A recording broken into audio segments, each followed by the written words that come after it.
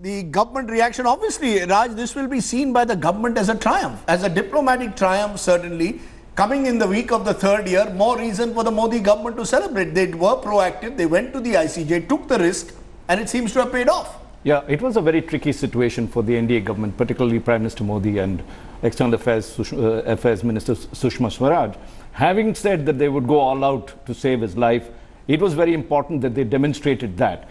And as you said, it was a risk to go to ICJ. If it was rejected, we would have had egg on our face there. But having said that, let us look a little ahead, Rajdeep. A couple of points. One, I think the verdict also gives the two sides to start looking at each other differently. It looks from the outside that there was a clear divide between the military and the civil administration with regard to the speed of the trial, the summary trial that happened, and the fact that the civilian government was slightly out of touch with what was happening in the communication that they gave to us, which means that one, the military court stands exposed. Just remember, when we put Kasab to trial, Ajmal Kasab, you saw the entire trial. He went up to Supreme Court, that was rejected, it was all out there, he was even defended.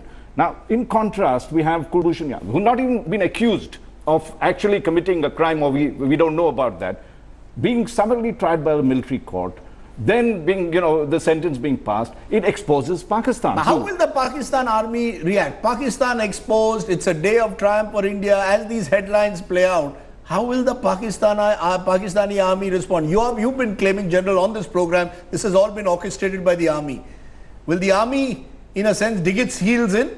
Or will the Sharif government, which is in some kind of a tussle with the army now, tell the army to back off? Yeah, it's a very interesting one, because the Pakistani army drives the India policy and other policies. Pakistani army is a law unto itself, and they normally do not do what the civil government wants them to do.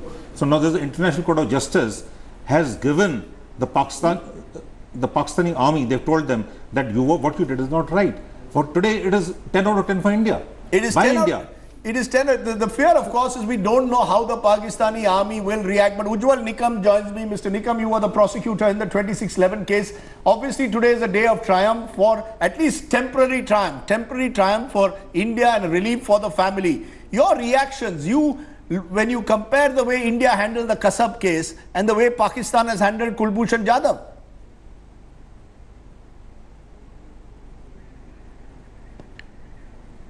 Can you okay, Nitin Pradhan, senior lawyer joining me from Mumbai, compare the way India has gone about the Kulbhushan Jadhav case with the way Pakistan went about the Kasab case. Does it show that these are two countries where very different commitments to the rule of law exist?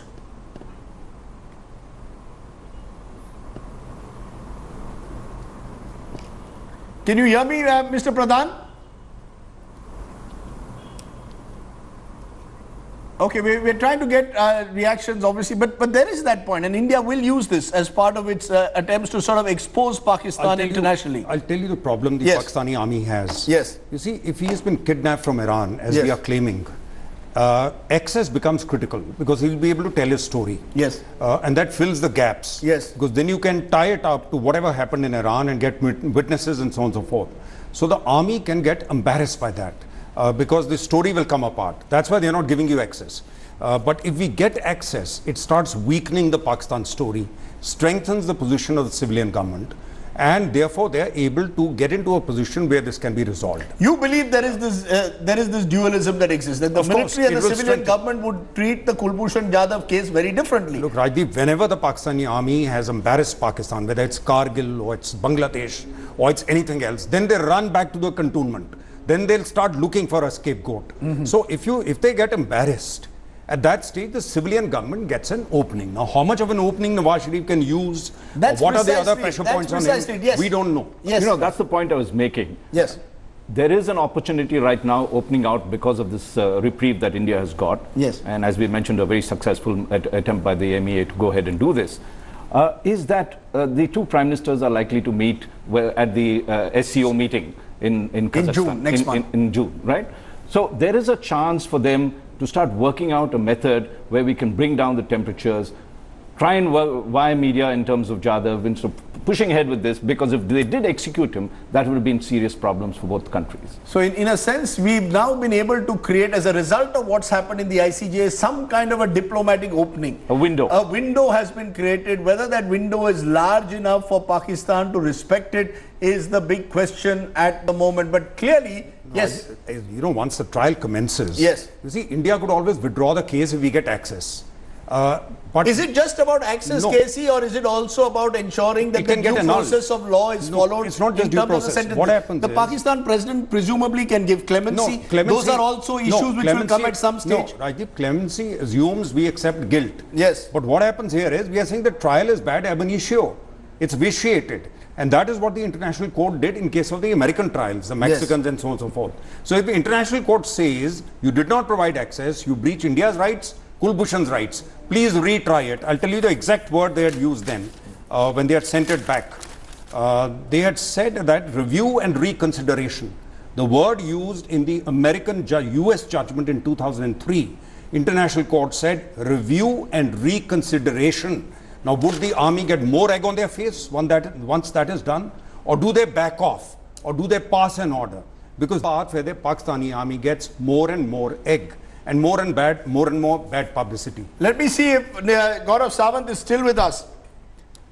And Nitin Pradhan is still with us. Nitin Pradhan, the question I asked you earlier, it seems that the ICJ has also reposed faith in the way India has presented its case, but more importantly has questioned Pakistan's rule of law. I think Pakistan, to that extent, suffers from a huge credibility crisis today globally.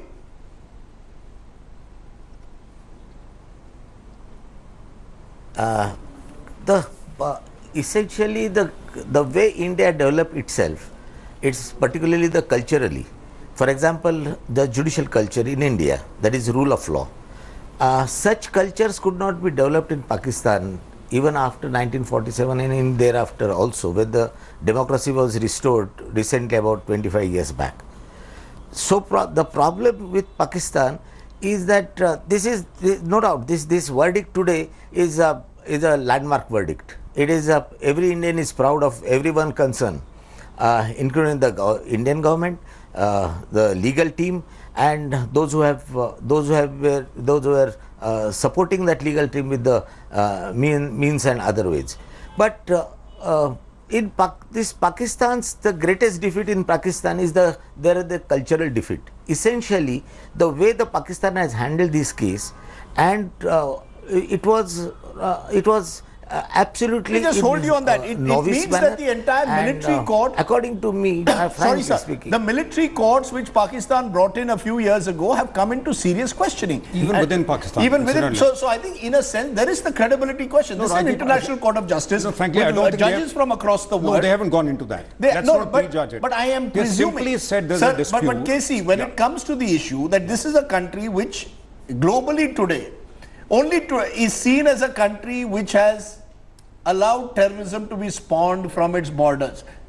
Therefore, when I'm a judge, and while I'm not going into the merits of the case, when a Pakistani lawyer comes to defend that country's stand in a court of law, let's be clear, the baggage does operate. Somewhere that judge will look with some suspicion. Why did he say, for example, the judge, that you are saying that you will give 150 days, but I believe there is an urgency. He said, how do we know that you won't execute him next week? Yeah. He wasn't convinced with the Pakistani commitment. And therefore, I'm wondering, has Pakistan's credibility become part of the reason why today the ICJ made it very clear that we will not accept your argument that we will take 150 days, we will allow him to have the right to appeal? No, look at the double standards, Rajdeep, of Pakistan on this matter.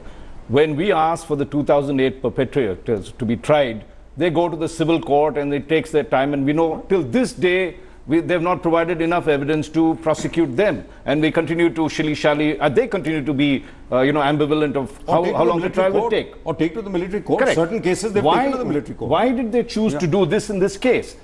India went to a civilian court to try Ajmal Kasab and made sure that he got the, all the legal help that was there, and also the appeal before he was executed. Here was Pakistan, could have. I mean, for what reasons did they go to the military court for Mr. Jadhav? Second, they have not shown any evidence to us of the kind of guilt that he's been charged with. So I think in this sense, not only is it a victory for India in terms of getting, staying the judgment, it also exposes Pakistan, their double standards and their lack of, the rule of law that is prevalent currently. There is one person who has said, why are you celebrating prematurely? This is only a state's procedural. This has nothing to do with the merits of the case. Is there some reason to accept that in television courts, in television courts, studios which behave as courts, we are celebrating this as if Mr. Jadhav is a free man. He's still not a free man. No, the initial hurdle was the most difficult. Once jurisdiction is established, as I said, those 3 cases, the case law goes in our favor.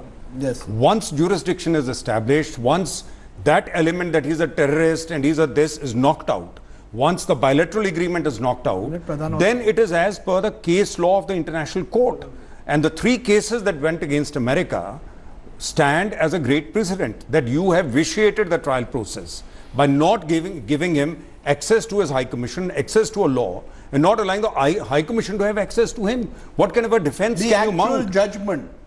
The actual judgment, this ICJ cannot, beyond a point, convince the military court not to execute Jadhav. They can give you a stay. My point I'm making, purely on the merits of the case, can the ICJ decide this case on the merits? Was Mr. Jadhav a spy? No, they're not going to that. Can they go at any stage into that? No, right. Can they go at any stage into that? Issue is under the consular convention having access. That's all? No, but in the past that argument has been used, as I'm explaining to you, to overturn judgments of even US courts. It can be. Yes, because that's what I was telling you. The international court said by denying access to the mission to have access to the citizen and citizen to have, you have vitiated the process, and that is why the word they used was go back to your courts and review it. So the judgment will be, if we win the case, go back and review this judgment. Now once that happens, what does the military do? It defies. Then you go to the Security Council, because this, don't forget that this is a principal organ of the UN. International Court of Justice is one of the organs of the United Nations. And if you're not listening to a judgment, you can go to the UN Security Council. And incidentally, the 5 permanent members, it has the same number of members as the Security Council. The 15 members there, the 15 judges here. And the 5 permanent members are permanently members of the International Court of Justice. And the fact that the judgment today was, as he said, by consensus. So even the Chinese has voted for it. Because there is a Chinese judge in the International Court of Justice. So even he's on board as far as this judgment is interesting point. Interesting point. Yes. Rajdeep, to address the issue that one of the viewers had raised, that why is India celebrating? I think the reason is not just that we've got to stay on that the process, but because, as Ambassador Singh says, it's opened many doors and windows. One window that is opened is what we had mentioned earlier. If the 2 prime ministers meet, can a via media be found to cool down temperatures and work out an arrangement? The second one, Rajdeep, what this verdict does is it allows India, firstly, consular access. That's the first step. Once that step happens, we begin to collect evidence to show whether this, the way they went about the process was wrong. That allows us to go back to the ICJ and say, look, having got consular access, found the kind of evidence that is there, this is clearly a summary trial with no justice being done. We can then appeal, move our appeal to even higher. Right now it's consular access and human rights. We can then say that the judgment needs to be overturned and reviewed all over again. So I think it's opened multiple avenues for India, and congratulations to the MEA for being bold enough to do that, because a lot of questions is, if we are going to the International Court of Justice, will we be exposing ourselves for Pakistan to do the same, whether it's in Kashmir or other areas? I think they took the bold step. They've now sort of exposed Pakistan in some senses, but it is premature to celebrate. We still have a long way to go on this matter. Which is my worry, General. That given the nature of India-Pakistan relations, Kulbhushan Jadhav will, in a sense, either become a scapegoat or a beneficiary, depending on how those relations go in the next 6 months. Whenever the opportunities come, windows open, and they close faster than they open. If you look at the established pattern, every time there are diplomatic talks, there are political talks, you'll find the Pakistani army stepping in and making sure their talks don't progress. So what I'm trying to say, windows may have opened, options may have opened, and we should open. And has it actually strengthened the hand of the Pakistani government versus the Pakistani army? That's the key question, actually. It does. It does to an extent for some time, definitely. But if you go back, in UFA, the 2 prime ministers decided that we get the voice samples of Lakhvi, the 2008 perpetrator. And Within 48 hours, they said, no, we cannot give it to you because they're sub judice. So we haven't even got the voice samples of Lakshmi from 2008 to 2017. Let me hear the Attorney General once again what he's saying, Mukul Rohtgi. Pakistan का जो ये कहना था बार बार कि बिल्कुल fair trial हुआ है, बाकायदा कैमरे में उसका जो है बयान रिकॉर्ड किया गया है, ये तमाम दावे आपको लगता है एक तरह से फिलहाल खारिज हो गए हैं? पाकिस्तान की सबसे बड़ी दलील कि ये कन्फेशन था मिस्टर जाधव का, उसका टेप भी वो दिखाना चाहते थे अदालत को, अदालत ने वो टेप नहीं देखा और आज की तारीख में जो उसकी इंटरिम दलीलें थी वो तो ख़त्म हो गई। फाइनल दलील क्या होगी, क्या नहीं होगी, क्या उसका फैसला होगा, ये अगस्त में देखा जाएगा। Thank you. बस that's it.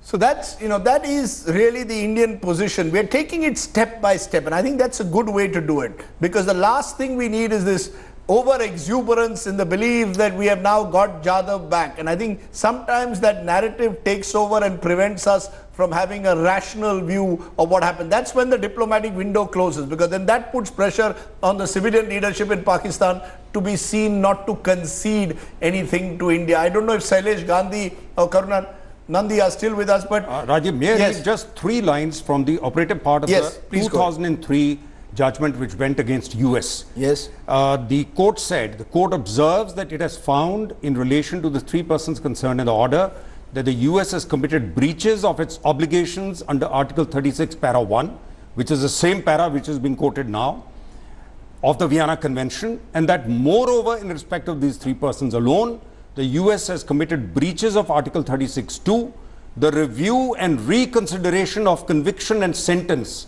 required by Article 6 para 2 is the appropriate remedy for breaches of Article 36(1). This is the operative part of that judgment. So the minute it is established you breach 36(1), the judgment itself goes. It strikes the judgment. And we have this precedent. So that's why I feel the difficult part has already been overcome. These precedents now favor us. Now it's easier to attack. Okay, we'll wait. I tend to be very cautious when it comes to India-Pakistan relations. We've seen many a false dawn, many openings that get rapidly closed. Shailesh Gandhi, you're there in Mumbai, a city which after 26/11 experienced that anger.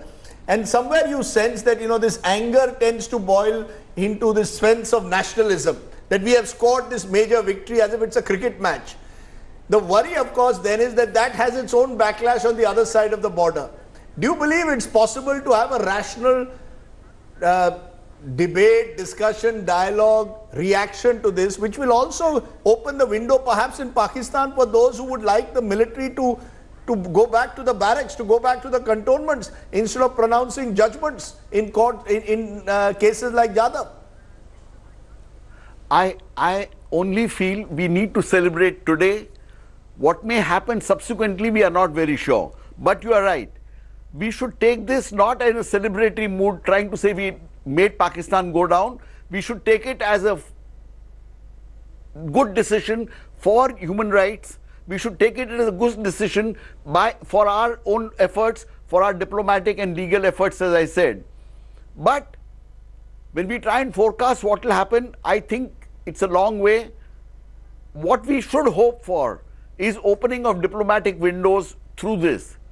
Just by itself, the judicial process, I doubt if the maximum the international court will be able to do is to say that the thing must be reconsidered, and it will still be reconsidered by the courts in Pakistan. However, if we can work out via media, open diplomatic channels, I think that may be the biggest gain, and Mr. Kulbhushan Jadhav would have contributed significantly to this. I personally feel that saying what will happen next is too premature. That's the point that we are getting at. I think Raj made it well, that there will be some windows that will be opened possibly as a result of this judgment. Just to understand these military courts, these were set up presumably in the aftermath of the Peshawar school attack. And the aim was to ensure that terrorists operating in Pakistan were delivered swift and certain punishment. Therefore, to use those courts now to prosecute and sentence Jadhav clearly is seen by the ICJ as an excessive step taken. As of now, without saying it in so many words, I'm just looking at the last paragraph, the rights of Jadhav have been violated. Of access. Of access. They're not talking now, about... I'm just wondering whether whether those rights of access that have been violated will send some kind of a message today to the army. With the Pakistan army, which is listening intently to what was said in The Hague. And to your program. And to my program, hopefully. Will they wake up? Is the question. No. Do you see them changing at all? Look, will they see this as something which is a judicial overreach? Look, the precedent is whenever they come under pressure, yes, particularly if it's international pressure, then they will retreat. With India, it will be a little more difficult, but they will retreat. But it depends how you play the cards with the civilian government, how much more pressure they perceive, because they would absolutely be fearful of India having access to Jadhav, because then the story will be known.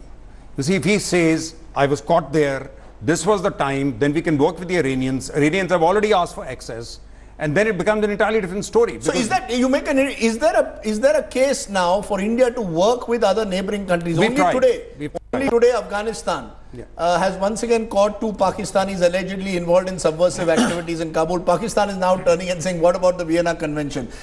Increasingly in the region, Pakistan finds itself isolated. Iran is having a problem with the way Pakistan is in Baluchistan. They said they may enter Baluchistan. So my point is there also a window opening to somewhere or the other isolate Pakistan as a result of this? Let's stick to this. I think what happens is, if we get a little more of the actual story, I don't think it's ISI or Pakistani army which has gone and abducted him. They would have used a non-state actor, or one of the Sunni Baluchi groups which is functioning on both sides of the border. That's a very porous border. I've been ambassador there, and we know that across that border it's very easy to move across the Baluchistan border, because there are Sunni Baluchis on both sides, in Iran as well as in Pakistan. Now, if he says there was such a group, because obviously he was lured, he was not pulled out of Chabahar sleeping at home. Somebody lured him. Now, if he gives the names and then we work with the Iranians and you're able to get hold of some witness, someone who's there, then it starts leading to a place where the Pakistani army then starts looking more and more silly.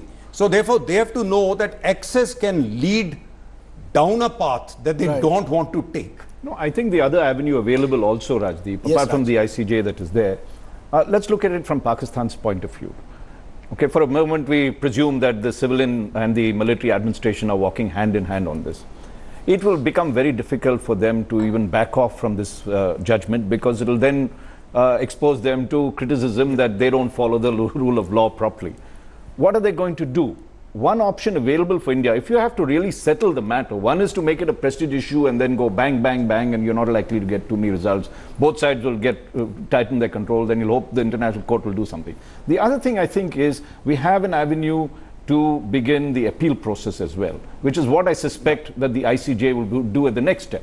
Since Pakistan said, look, we have 150 days, they can appeal firstly to the Supreme Court, and failing which they can, if the Supreme Court also upholds it, they can go to the President of Pakistan and make that. That, I think, would be a more viable solution for Pakistan, a more face-saving solution. We shouldn't be talking about it now. What do you see Pakistan's reaction to be? We still haven't got an official reaction. At 2 o'clock, about an hour before, they reiterated their position through the Foreign Office spokesperson, saying there is no question of jurisdiction. What reaction? They'll say, no, we have a very strong case. We'll go and argue this is not on the merits of the case. They'll say this was a procedural fight. Correct. Procedurally, India has scored a point. That's all right. They don't want to abide by their commitment which they had in the 2008 bilateral Will they accept, agreement. The point I'm making, Casey, will they openly accept the fact in the courts, in public domain, that this judgment is now binding on us? We will not execute Mr. Jadhav till August at least. That they have to. They can't deny that. I think they will publicly accept that now.